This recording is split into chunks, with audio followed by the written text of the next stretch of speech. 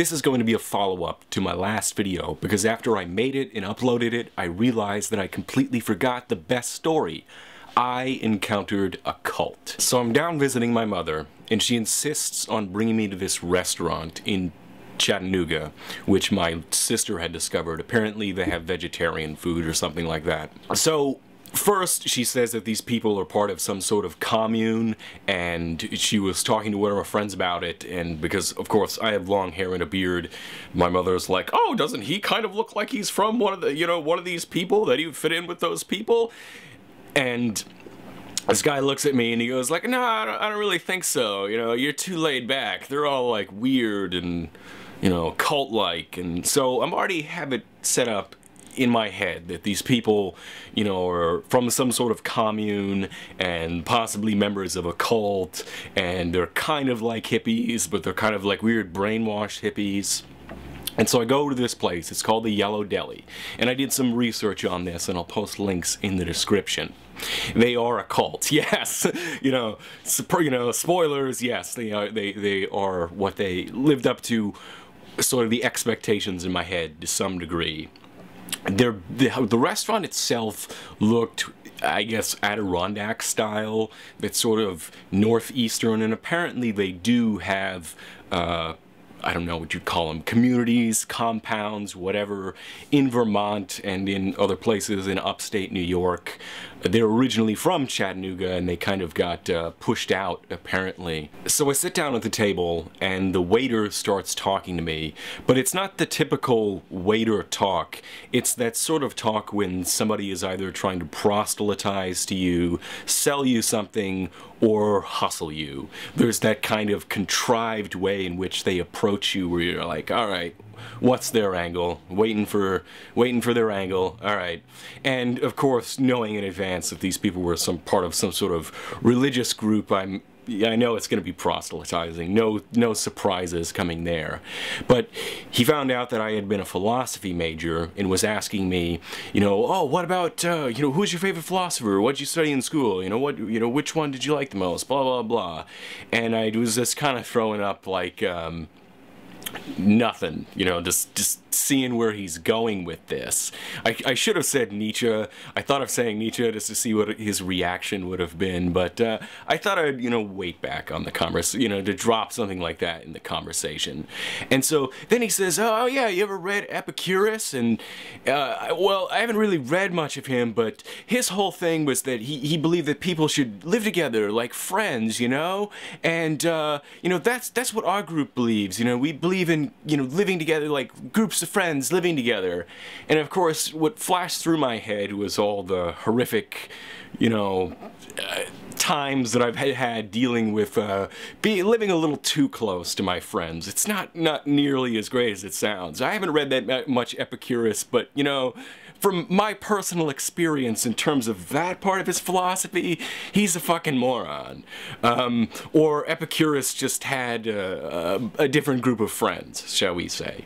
So he goes over and he comes back with the typical sort of proselytizing literature, but much to my surprise, it's actually one of those newspaper sheets that they have, but the article is about Socrates and the trial of Socrates, and I'm reading through it, and it was basically like they cut and paste parts of the apology directly into the thing, and it was almost like, where exactly are they going with this? I was reading the article, not really figuring out where they're going, and I eventually just got tired of reading this, cut and paste version of the apology, and I couldn't even make heads or tails of like, what the hell?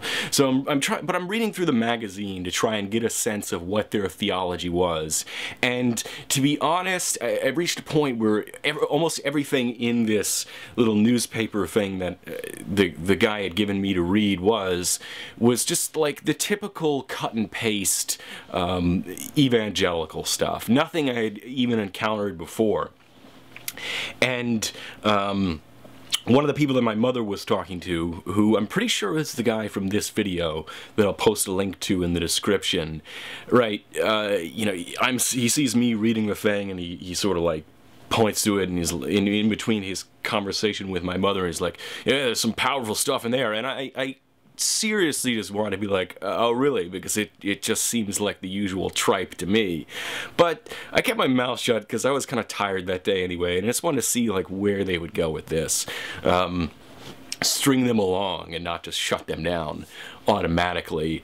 But I couldn't really make sense of much of it, other than the entire staff of the restaurant was dressed in these really plain, they almost look like handmade clothes. And you mean, if you were to see them on the street, you'd be like, I bet those people are in a hippie commune. So I managed to escape the restaurant without being indoctrinated.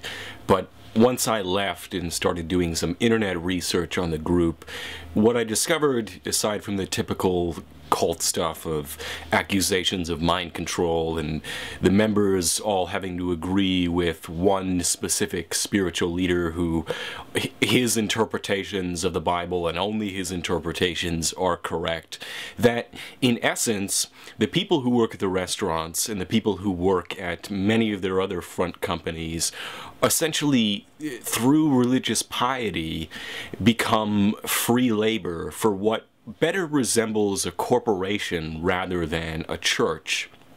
It's like these people have finally realized what corporations just never figured out for years and years. Like they're having, corporations have labor struggles and to try and, keep wages down, and the workers are fighting back because they want higher wages, and there's all this Marxist class struggle. But no, these cults, they have figured it out. And similar accusations have been made against Scientology from their former members, that they have been forced to do countless hours of free labor for the church.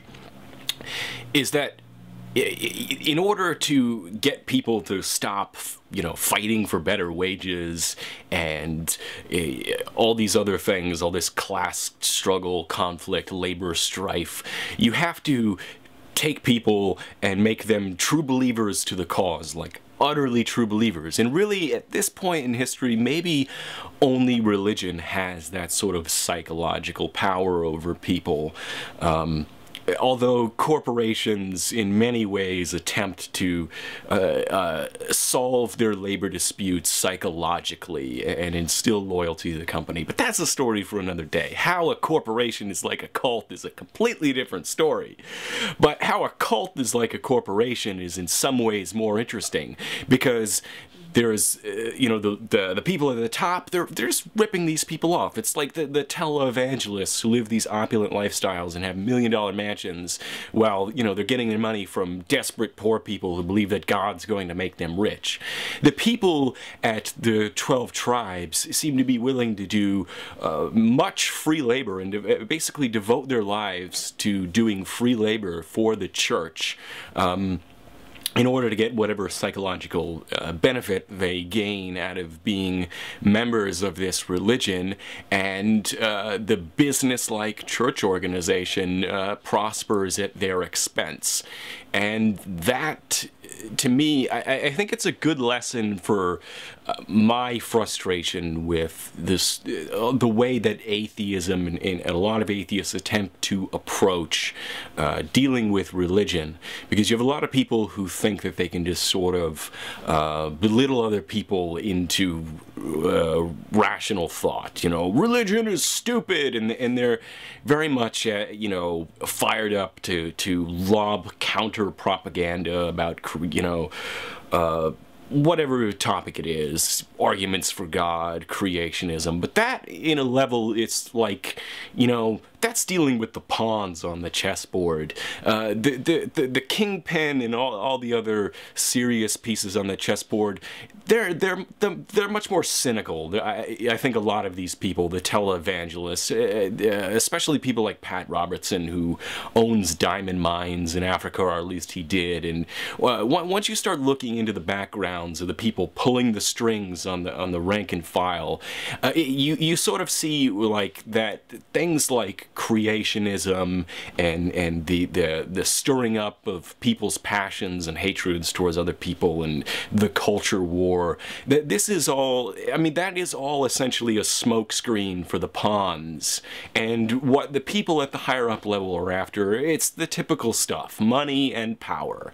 And most people, by going out and making all these sort of counter arguments against creationism, I think it's edifying for a lot of people. It can change people's minds. It's not completely useless, but it doesn't really make a dent against the people who are really actually pushing these people's buttons to begin with, and this sort of organizational and power structure which they have at their control.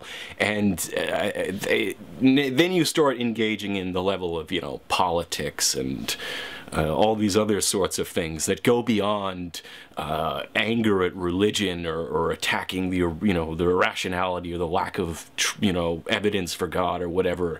I mean, that almost seems sort of secondary to what's going on in the entirety of the structure. And yeah, watch The Wire. I know I did a video review on that. Now I think I want to do another video review. I don't know, I'll have to rewatch the video I did before and then figure out what else to talk about. Maybe talk about the characters and how awesome the characters are in that show, or like the intricacies of the plot. Yeah, go watch The Wire. Goodbye.